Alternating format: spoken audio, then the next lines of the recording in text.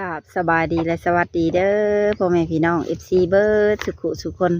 บ่ว่าสิอยู่ภายในและก็ต่างประเทศกันยินดีต้อนรับเข้าสู่ช่อง YouTube ของแม่สมหวัง Channel มาพบมาพอกับแม่สมหวังวันนี้ก็นำพา FC มาหาสาวโสดอีกคือเก่าเนาะทุกคนซึ่งเป็นสาวโสดที่เพิ่นเปิดใจไปแต่โดนแต่ยังบ่มีคนคุยเนาะวันนี้ก็เลยมาเปิดใจใหม่ทุกคนเลยโดยส่วนที่เป็นภายในนะคะจะไปเบิ่งไปชมพร้อมๆกันเนาะ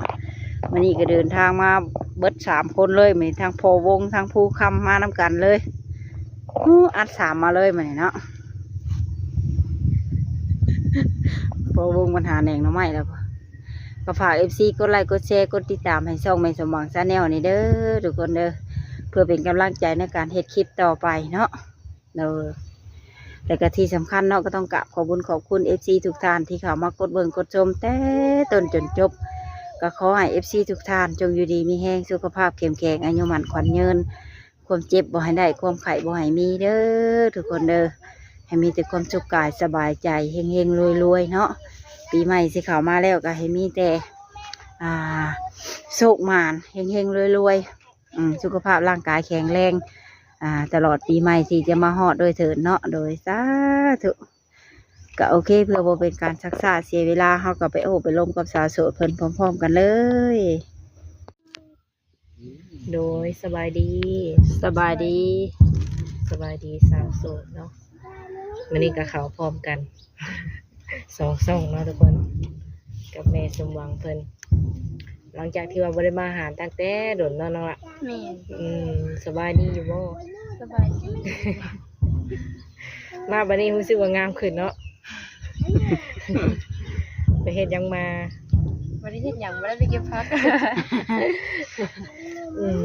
ช่วงนี้บ่ได้ไปเก็บเลยแม่เป็นจังได๋มีแบบว่าคนของใจแล้วบ่หรือว่าแนวใดยังบ่ ยังบ่ทันมีคนของใจตอนนี้ตั้งแต่เปิดใจสุดโกรธนะจนฮอดตอนนี้นี่ยังบ่มีไผเลยมันแม่นบ่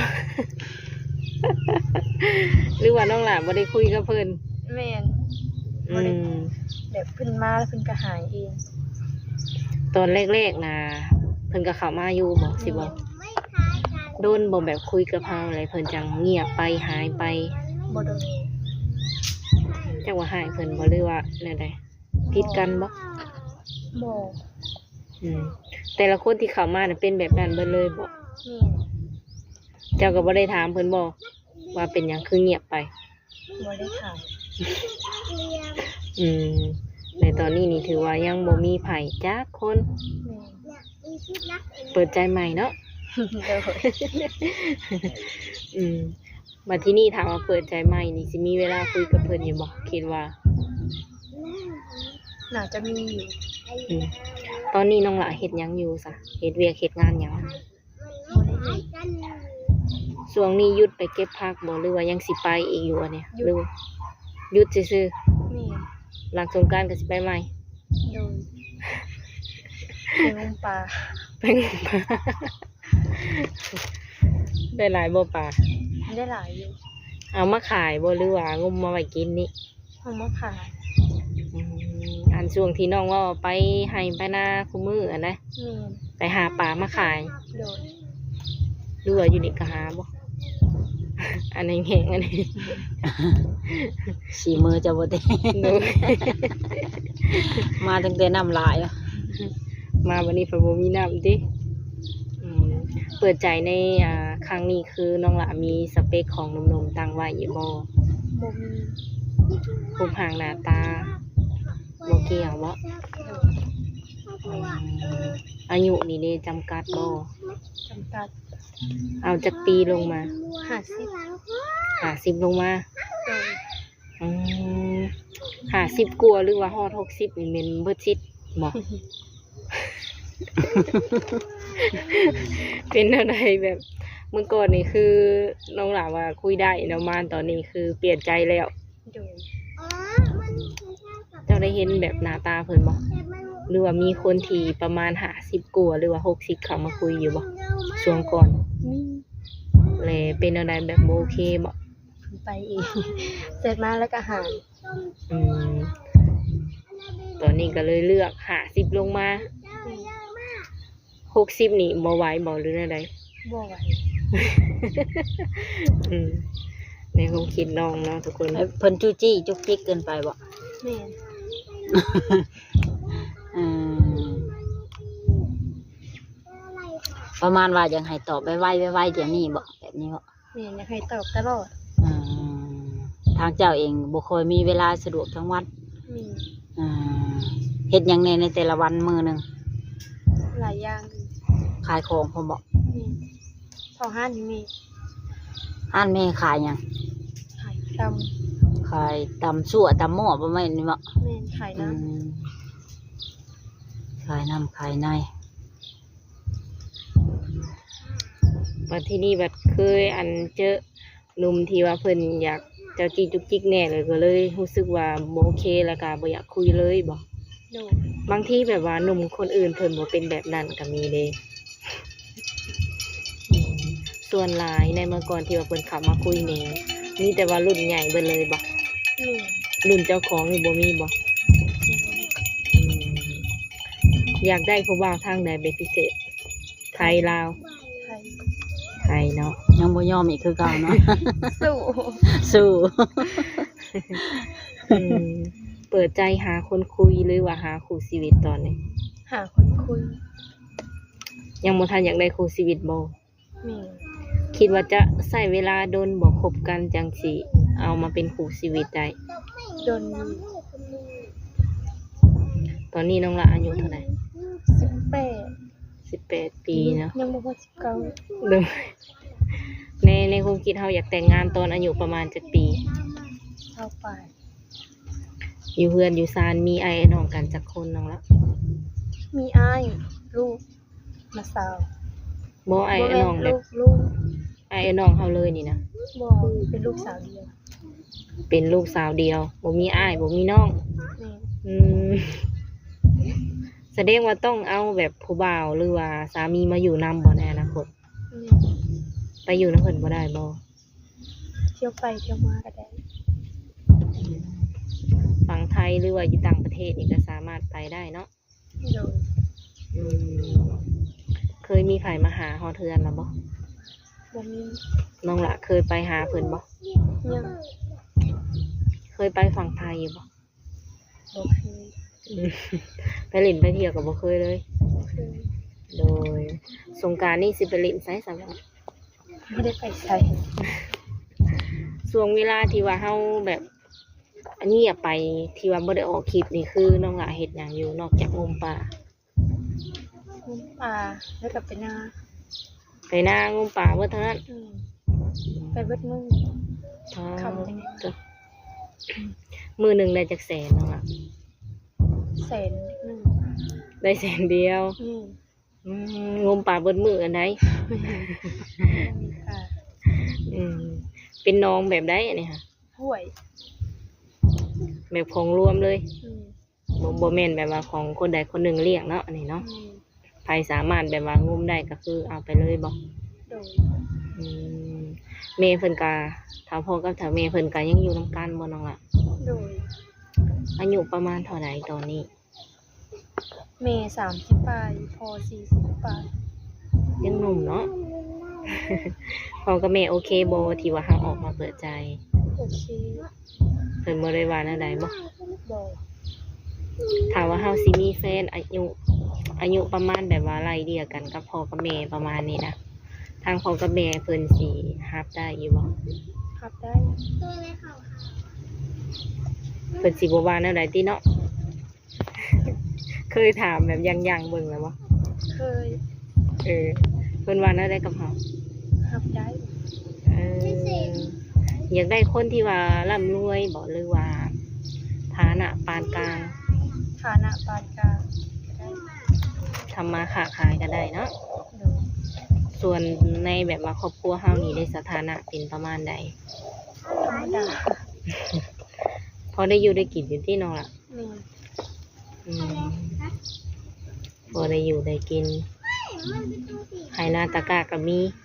มีโบราณ เป็นของตัวเองนี่บ่ แ บ่ ไฮหน้าตะกร้ากับโมเมนต์ของเฮาซ้ บ่มี ำของไผซะ ของประตูม เลยที่นี่เพิ่นใหายเฮ็ดซื่อๆบ่ นี่ ของพ่อกับแม่เฮาเองนี่บ่ได้มีบ่ซะ บ่มี อืมพ่อกับแม่เฮ็ดอาชีพหยังน้องล่ะ ค่าขาย ค้าขายเบิดสองเลย บ่อยู่เพื่อน โดย ส่วนตัวแล้วก็เป็นคนแบบเว้าหลายอยู่บ่ บ่ เจ้าหั่นน่ะ เห็น มักอยู่ว่าผู้ชายแบบว่า ใจฮ้อนเว้าหลายอ่ะบ่มักบ่มักบ่ผู้ชายมักเล่นมักเที่ยว สูบยาก็บ่ได้บ่ บ่มัก เออแสดงว่าผู้ชายสูบยานี่เบิดซิดเนาะทุกคน แบบเขามีโรคประจำตัวหรือว่าตั้งบ่มักกินมันซื่อ บ่มัก ๆเห็นก็คือจะแบบบ่โอเคเลย อืม เลยที่นี่ถามว่าเพิ่นเห็นเฮาแล้วเพิ่นอยากมาเบิ่งตัวจริงเฮาได้ซะ ฮ้อน เหือแตน ทุกฝากทุกฝนเนี่ยเนาะ มันเอา ถามว่าเพิ่นอยากมาเบิ่งตัวจริงเฮ็ดอะไรมาได้อยู่บ่หรือว่าอะไรตอนนี้ โกมูซึกเปลี่ยนละบ่หรือว่าจังไดยังบ่พร้อมบ่ นี่ อ้ายบ่หรือว่าจังได อาย เฮาแบบเพิ่นมาเลยเฮาบ่กล้าเว้ากับเพิ่นบ่หรือจังได นี่ อันในความรู้สึกเจ้าหั่นใด นี่ บางคนเพิ่นก็แปลกใจนะว่าเอ้าเป็นหยังเปิดใจคือบ่ให้ไปหาว่าซั่นแล้วสิได้เห็นตัวจริงกันแบบผู้พางหน้าตาเป็นแบบใดตัวจริงก็ยังบ่เห็นเจนะ นี่ คิดว่าโดนบ่จังสิให้เพิ่นมาเบิ่งสมมุติว่าเฮาคุยกันเนาะประมาณจักเดือนจังสิให้เพิ่นมาเห็นตัวจริงเฮาได้ เดือน2 เดือน อยากทำความรู้จักบ่ โดย อืมอยากทำความรู้จักกับเพิ่นให้มันหลายๆสิบ่ โดย อืมผ่านมานี่ก็เปิดใจอยู่แต่ว่าบ่เจอคนที่ว่ามันแบบโอเคบ่ นี่ บัดคนที่โอเคแล้วเพิ่นหายไปสิบ่ แม่น มื้อหนึงนี่คุยกับเพิ่นจักเทื่อ เพิ่นจังหายไปนะ 2-3 เทื่อ เออ 2-3 เทื่อก็ยังหายไปเนาะ อืมก็ได้วิดีโอคอลเห็นหน้าเห็นตากันอยู่บ่ เห็น รอบ่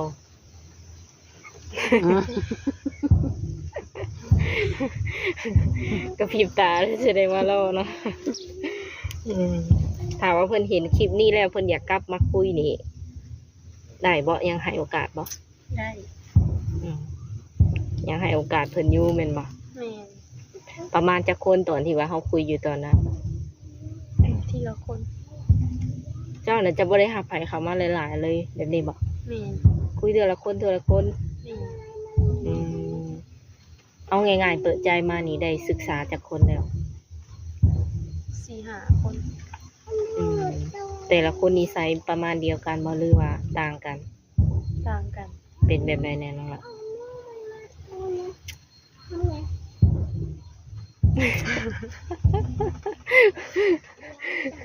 อย่าว่าแต่มูลจักว่าสิว่าจังใดบ่ แม่น เอาคนหนึ่งเจ้าก็ว่าจุกจิกเจ้าจี้จุกจิกเนาะ แม่น เอาอีกคนเป็นแบบใดแบบมีอยู่บ่คนใจดีกับเฮากะ มี อืมคุยได้นี่ ได้ฮอดบ่เดือน ประมาณจักมื้อ บ่ฮอด10ค่ะ ฮอด10 มื้อ บ่ฮอด อืมถามว่าเพิ่นอยากทักมาหลินน้ำสวงนี่นี่คือว่างอยู่ต่อสวงนี้ โดยว่า สามารถโทรหาได้อยู่บ่ ได้ ส่วงสงกรานต์นี่จะหยุดไปหาปูหาปลาหรือว่าไปเก็บผักเนาะ แม่น กลางคืนนี่สามารถคุยกับเพิ่นได้ฮอดประมาณจักโมงเดึกสุด 9 โมง 9 โมงไม่นอนแล้ว โดย 9 โมงขึ้นไปแม่นจะแบบเตรียมตัวเขานอน อืม แต่ละเทื่อก็เป็นแบบนั้นบ่หรือยังไง เป็นแบบนั้น อืมกลางเว้นนี่ได้สามารถทักมาได้ตอนไหน ช่วงบ่าย ช่วงบ่าย ตอนเช้าน้องหลายเฮ็ดยังไง ๆถ่ายเครื่องน้องนี่ละ อืมคือขายเครื่องนี่ขายกับแม่2 คนบ่ แม่ อืมลูกค้าหลายบ่แต่ละมื้อ บ่ แต่ว่ายุ่งแน่บ่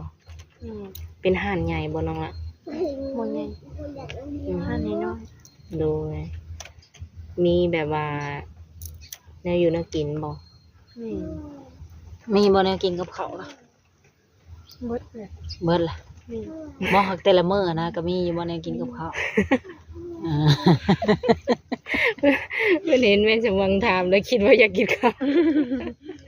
หมดแต่มัน ประเภทแบบได้ขายแนวกินกับเขาว ขายปิ้ง อ่า จำเอ็นปิ้งหมู เออ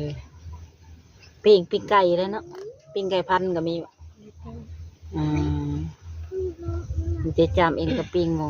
แม่ ถ้าว่ามี FC ท่านใดท่านหนึ่งเพิ่นอยากพาเจ้าไปเที่ยวมุกดาหารนี่จะสามารถไปได้บ่แบบไปทั้งเจ้าแล้วก็ทั้งพ่อทั้งแม่ไปสินะ ได้ ได้บ่ ได้ อืมเพราะว่าเมื่อก่อนน่ะ เคยมี FC ท่านหนึ่งเพิ่นถามหาเจ้าหั่นแหละ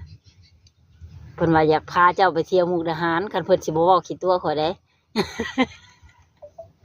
อยากให้เจ้าไปกับพ่อกับแม่ประมาณนี้แหละถือว่าสามารถไปได้เนาะถามว่า FC ท่านนั่นเพิ่นเข้ามาเบิ่งคลิปนี้แล้วก็ทักมาลงอีกก็ได้เนาะ ได้ คือตอนนั้นเพิ่นว่าติดต่อบ่ได้ว่ะโทรศัพท์มีปัญหาบ่ แม่ เขาก็เลยตอบไปว่า เจ้าน่ะใช้โทรศัพท์นำกันกับแม่บ่แม่นบ่ กับพ่อบ่แม่นกับอ้าย คือว่าจะ กับอ้าย ทักมาแชทมาก็บ่ตอบเพิ่นว่า แม่ เพิ่นอยากชวนเจ้าไปลิ้นทางมุกดาหารอยากเอาไปทั้งแม่ทั้งหยังนั่นแหละอยากพาไปกินของแซ่บอยากพาไปซื้อของงามเพิ่นน่ะเพิ่นว่าไปสินะแต่ว่าทักมาเนี่ยเจ้าบ่ตอบเพิ่นว่าเขาก็เลยตอบไปว่าจักว่าโทรศัพท์เรามีปัญหาว่าเราใช้นํกันกับแม่แล้วนะคือว่าคันจื้อบ่ผิดเขาว่าแม่นบ่ ใส่กับอ้าย ใช้กับอ้ายเนาะ แม่ คือตอนนี้นี่มีโทรศัพท์เป็นของตัวเองแล้วบ่ยังบ่มี บ่มี เอาแล้ว ยังใส่กับอ้ายคือเก่า แม่ อ้ายนี่อ้ายแบบใดอ้ายนี่อ้ายลูกป้าลูกลุงนี่บ่ ลูก อ่าแต่ว่าอยู่เพื่อนเดียวกันบ่ แม่ เออพ่อเล่าน่ะเป็นอ้ายของแม่เจ้าบ่ แม่ เออแสดงว่าอยู่เพื่อนนี่บ่แม่นเพื่อนส่วนตัวที่เจ้ากับพ่อกับแม่อยู่เลยเนาะ เพื่อนส่วนตัวแต่ว่าอ้ายมาอยู่นะ เพิ่นบ่มีเพื่อน พ่อมันไปไทย เออพ่อกับแม่เพิ่นไปไทย แม่ อืมอ้ายนี่อายุจักปี 24 24ยังโสด เออก็ฝากถึง FC ท่านนั่นเนาะทางว่าเขามาเบิ่งคลิปนี้แล้วก็ทักมาหาน้องเพิ่นได้เด้อเนาะโดยมื้อนี้ก็ได้มาหาเพิ่นฮอดเรือนฮอดซานแล้วมื้อนั้นที่เพิ่นให้มาเป็นสะพานให้ก็มาหาแต่บ่เห็นเจ้าถามคนเฮือนใกล้บอกว่าไปหน้าว่ะและก็ไปหน้าอีหลีบ่ แม่ ที่จริงแล้วไปหน้าน่ะไปหาปลาบ่แต่ละมื้อ แม่ โอ้น้ำหน่อยบ่จะงมได้ วานหู วานแฮเจ้านี่วานแฮน่ะ ไปกับอ้ายกับ เออ น้าสาว ไปนำกันหลายคน อืม วานแฮแล้วก็งมแล้วก็ได้แล้วก็มาขาย เด้อ ขายเป็นกิโลบ่หรือว่าเป็นถุงไปขายอยู่ตลาด โอ้ ถุงชิบถุงเช้าไว้สิเลยเนาะ อืม ถือว่าชีวิตนี่ก็สู่ชนหลายเติบเนาะ บ่สมกับผิวพรรณจะเลยเด้นะ ผิวพรรณว่าขาวๆงามๆนะ ช่วงสงกรานต์นี่สิไปเที่ยวใส่อยู่บ่ว่าง แม่ แต่ว่าสำหรับ FC อยากมาเที่ยวนี่ยังบ่สะดวกเนาะ เด้อ ยังอายอยู่ ต้องทักมาลมซะก่อนเนาะ เด้อ ส่วนช่องทางติดต่อได้จ้ะมีทางไหนเนี่ย ลาย ไลน์อันเก่านะบ่หรือไลน์อันใหม่ ลายเก่า อ๋อเจ้าบ่ได้บอก FC ท่านใดแล้ววะ บ่ อย่างว่าถามเผื่อไว้เนาะ ข่อยนี่ก็ยังสิเอาไลน์จะเมื่อใหม่นะข่อยลืมแล้วไลน์จะจักแนวใด กินข้าวกินน้ำแล้วบ่มัน ยัง ยังอยู่พอจังหุ่นดีเนาะพอเราได้ชีเทื่อละ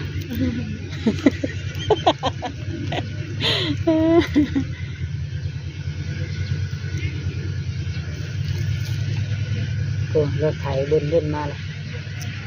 มานี่ก็พอดีถึกจังหวะยาคูตีกองปูแรงเลยเนาะตึมอยู่เพื่อนเจ้าก็อยู่แถวใกล้วัดนี่บ่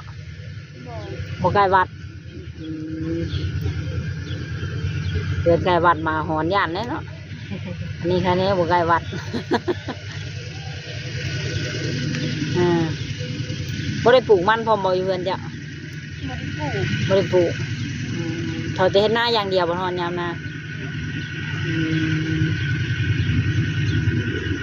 14 กุมภาพันธ์กี่นี่ได้โชว์ดอกไม้น้ำโมอยู่บ่ บ่ได้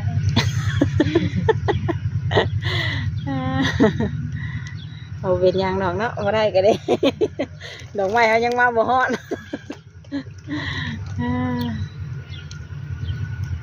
ส่วนเจ้าเองนี่เป็นคนนิสัยใจคอแบบไรซะนะทางเจ้าเองนี่ บ่มักปากแบบว่า บ่มักปากบ่มักเว้าเว้าน้อยทางว่าเจ้าเครียด FC ทานหนึ่งหรือว่าเจ้าบ่มัก FC ทานหนึ่งที่เขามาจีบเจ้าสิแสดงออกแบบใดแบบเงียบไปเลยบ่หรือว่าจังได แม่น เงียบไปเลย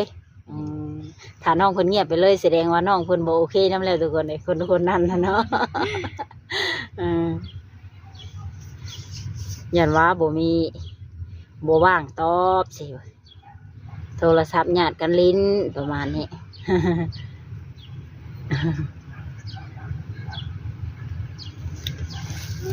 คันเวลาเจ้าอยากให้แห้งๆนี่เจ้างอนนี่เจ้าแสดงเอาได้จ้ะให้พงเพลงเว่าบ่สุภาพแบบนี้บ่ บ่ ไปได้ เงียบ เงียบมีแต่เงียบอย่างเดียวเนาะถ้าเศร้าเครียดแล้วได้จ้ะคือออกมาเองเลย เออ ถ้าว่านุ่มๆที่สิมาจีบนี่เพิ่นเป็นพ่อห้างนางหมายได้จะรับได้บ่นะ รับได้ มีลูกติด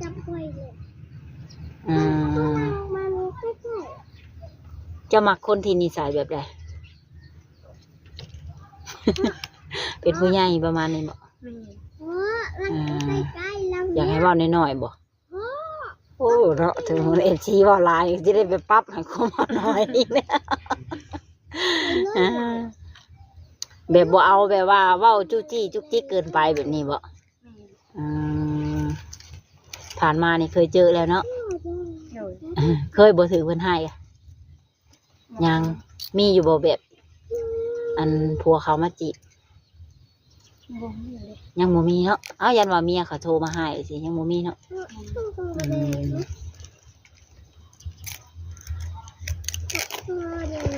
ต่อสาวบนเปียกจ้ะ หมดเลย โอเคเนาะทุกคน คือมื้อนี้ก็มาอัปเดตเรื่องราวของน้องเพิ่นอะไรเนาะว่าเป็นประมาณใดมีคู่มีครองไปละบ่เนาะแต่คำตอบก็คือบ่มีไผจักคนเลย แม่น อืม มีแต่ว่ารับเข้ามาใหม่เนาะแนวใดก็อย่าลืมตอบแชทเพิ่นนำเนาะถ้าว่าเพิ่นทักมา โดย แจกแต่ไลน์บ่เบอร์ก็มีบ่แจกอยู่บ่เบอร์โทรอืมก็คือจะแจกเป็นแต่ไลน์อย่างเดียวเนาะ โดย อืมส่วนไลน์ที่ว่าเพิ่นคุยกับเจ้าก็มีแต่คุยทางไลน์บ่เพิ่นบ่ได้ขอเฟซเจ้าบ่ซะ บ่ เจ้าบ่ได้เล่นบ่ Facebook ลิ้นจะบ่ได้ให้ มันเป็นแบบใดมันบ่สะดวก แม่น คุยทางไลน์นี่น่าจะสะดวกกว่าสิบ่ น้องเพิ่นเว้าหน่อยเนาะทุกคนก็ถามเองตอบเองให้น้องเพิ่น น้องก็มีแต่โดอย่างเดียว สุดท้ายนี่ก็มีหยังอยากฝากถึงผู้บ่าวผู้แพ้วที่ว่าสิเข้ามาคุยนำเฮาใหม่บ่ บ่มี อืมสำหรับคนเก่าหรือว่าคนใหม่ก็ให้โอกาสเบิดทุกคนเนาะ โดย อืมบ่มีคนใดที่ว่าจะบ่ให้โอกาสอืมหากมาสุดนี้สิเปลี่ยนจากบ่จำกัดอายุกลายเป็นจำกัดอายุ50ลงมาเด้อทุกคน โดยก็ประมาณนั้นแหละเนาะทุกคนเนาะมีแต่ว่าจะให้น้องเพิ่นไปขายเครื่องต่อเนาะ เลย เพราะว่าบ่มีไผอยู่ห้านบ่ แม่น แม่ไปไสก็แม่ แม่นไปตลาด อืมโดยสำหรับคลิปนี้ก็จะได้ขอตัวโจไว้ก่อนมื้อหน้ามื้อในถ้าว่ามีเวียกงานก็สิมาหาใหม่เด้อน้องหล่ะเด้อ โดย โดยสบายดี สบายดี เมื่อบ่บัดนี้ผู้ครับ เมื่อยดิ เมื่อยบ่ ไม่เมื่อยอยากไปเรือนหรอบิ๊ก เดี๋ยวไปใช้ สัญญากันเอาไว้ ว่าได้ไรเว้าก็ ว่าให้ไปขึ้นหรอบิ๊ก อ่า 3 6แล้วจบแค่นี้ จบแค่นี้แหละ ใช่ใช่ไปเรือแบบบิ๊ก เออโอเคได้ไปอยู่ดอก สัญญา สัญญาอ่า ไม่ใช่นิ้วนี้ นี่เลยจ้ะเกี่ยวเหียนเลย ไม่ เมื่อยบ่พะวงเมื่อยบ่จะเอา บอกเมื่อยบอก เมื่อย ไม่เมื่อยต้องไปเรือมาบิ๊ก เออ ต้องไปเรือมาบิ๊ก โอเคเนาะทุกคนกลับบ้านก็เป็นจังไดเนาะทุกคนหลังจากที่ได้ได้ลงกับสาวโสดเพิ่นเป็นทีเรียบร้อยแล้วเนาะก็หวังว่าสิถึกมกถึกใจบ่หลายก็น้อยเนาะทุกคนมาฮอดหม้องนี้เนาะแม่สว่างก็สิได้ขอตัวลากลับบ้านก่อนกลับไว้พบกันใหม่อีกในคลิปหน้าเนาะหรือว่าในเทื่อหน้าก็สำหรับคลิปนี้ก็สิได้ขอตัวลากลับบ้านก่อนถามว่าภาพใดหรือว่าคำบอกคำจาใดบ่สุภาพเนาะหรือว่าภาพใดบ่เหมาะสมแม่สว่างก็ต้องกราบขอโทษขออภัยนำหลายๆเด้อทุกคนเด้อโดยก็โอเคเนาะทุกคนเอาไว้พบกันใหม่ในคลิปหน้าสำหรับคลิปนี้ก็สิได้กล่าวคำว่าสบายดีบ๊ายบาย